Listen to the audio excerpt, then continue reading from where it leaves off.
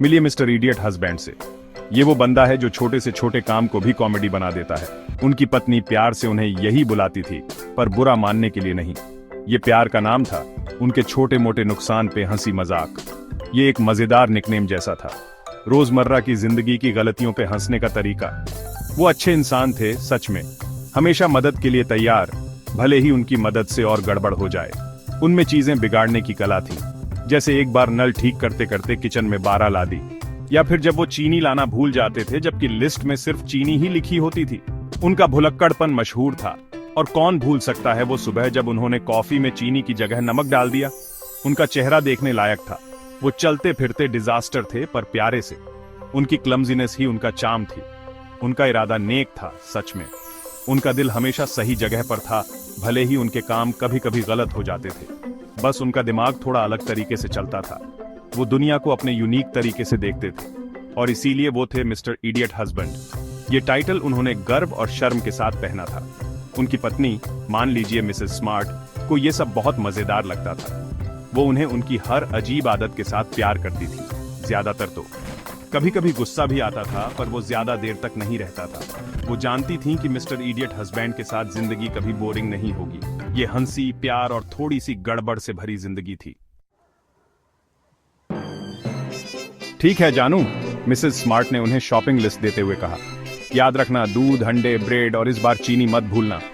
समझ गया, mister idiot husband ने कॉन्फिडेंटली कहा। 2 घंटे बाद वो वापस आए खुशी से।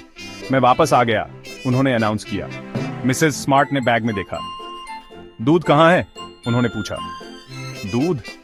ये तो लिस्ट में था ही नहीं, मिस्टर इडियट हस्बैंड ने पेपर की तरफ इशारा करते हुए कहा। देखो, दूध ये यहां नहीं है। मिसेस स्मार्ट ने साई किया। उन्होंने दूध को टिक करने की बजाय क्रॉस कर दिया था। और चीनी कहाँ है? चीनी? ओह, वो वहां थी ही नहीं, उन्होंने शोल्डर्स उचकाते हुए कहा। मिसेस स्मार्ट ने फेस पाल्म किया। मिस्टर इडियट हस्बैंड के साथ एक और सक्सेसफुल शॉपिंग ट्रिप। एक दिन मिसेस स्मार्ट ने उन्हें कपड़े धोने को कहा। आसान काम है ना? उन्होंने कपड़ों से भरी टोकरी उन्हें देते हुए एक आश्वस्त मुस्कान दी। बस निर्देशों का पालन करो, उन्होंने कहा, यह सोचकर कि यह एक सीधा साधा काम था। मिस्टर इडियट हस्बैंड के लिए नहीं। वह वॉशिंग मशीन को ऐसे घूर रहे थे जैसे यह कोई एलियन स्पेसक्राफ्ट हो। बटन और डायल उन्हें चिढ़ा रहे थे, हर एक पिछले वाले से ज्यादा कंफ्यूजिंग। उन्होंने अपना सिर खुजाया, सिंबल्स और सेटिंग्स को समझने की कोशिश कर रहे थे। जानू, उन्होंने आवाज दी। कौन सा बटन दबाऊं जिससे यह चले? उनकी आवाज घर में गूंज रही थी, अनिश्चितता और थोड़ी सी डेस्परेशन से भरी हुई। मिसेस स्मार्ट बगीचे में व्यस्त वापस चिल्लाई, बीच वाला, बड़ा वाला। उन्हें उम्मीद थी कि उनके निर्देश काफी स्पष्ट थे, क्योंकि वह अपने पौधों की देखभाल करती रहीं, आने वाली डिजास्टर से अनजान। 1 घंटे बाद मिसेस स्मार्ट कपड़े देखने गईं। वह कपड़े धोने के कमरे की तरफ चली गईं, थोड़ी चिंतित लेकिन ज्यादातर उत्सुक कि उनके पति ने कैसे काम किया होगा। उन्होंने वॉशिंग मशीन खोली और गैस्प किया। अंदर कपड़ों की हालत देखकर उनकी आंखें शौक से चौड़ी हो गईं। उनके सारे कपड़े गुलाबी हो गए थे। क्या हुआ? वह चिल्लाई। उन्होंने एक पहले सफेद शर्ट को ऊपर उठाया, अब एक चमकदार, शर्मनाक गुलाबी रंग का। मैंने वैसा ही किया जैसा तुमने कहा था, मिस्टर इडियट हस्बैंड ने गर्व से कहा। मैंने इसे बड़े बटन पर रखा। वह एक मुस्कान के साथ वहां खड़े थे, उस कैटास्ट्रोफी से पूरी तरह अनजान जो उन्होंने पैदा की थी। यह पता चला कि बड़ा बटन एक्स्ट्रा स्ट्रॉन्ग डिटर्जेंट के साथ सुपर वॉश साइकिल के लिए था। मशीन ने एक हैवी ड्यूटी साइकिल चलाया था, कठिन दागों के लिए एकदम सही, लेकिन नाजुक कपड़ों के लिए विनाशकारी।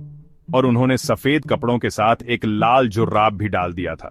गुलाबी डिजास्टर का कल्प्रिट एक अकेला छोटा लाल जुर्राब था जो किसी का ध्यान नहीं गया था। मिसेस स्मार्ट सिर्फ आह भर सकती थीं, यह महसूस करते हुए कि कुछ सबक कठिन तरीके से सीखे जाते हैं। सेक्शन 4, बर्थडे केक का महाकांड। फिर आया बर्थडे केक वाला कांड। मिसेस स्मार्ट का बर्थडे आने वाला था और मिस्टर इडियट हस्बैंड उन्हें केक बनाकर देना चाहते थे। कितना प्यारा है ना? उन्होंने रेसिपी को ध्यान से फॉलो किया, या कम से कम उन्हें लगा कि उन्होंने ऐसा किया। उन्होंने चीनी की जगह नमक डाल दिया, वेनिला एक्सट्रैक्ट की जगह सिरका। नतीजा एक डिजास्टर था। केक पत्थर जितना सख्त था, अजीब सी स्मेल आ रही थी, और टेस्ट और भी खराब था। जब मिसेस स्मार्ट ने केक देखा तो वो हंसते हंसते लोटपोट हो गईं।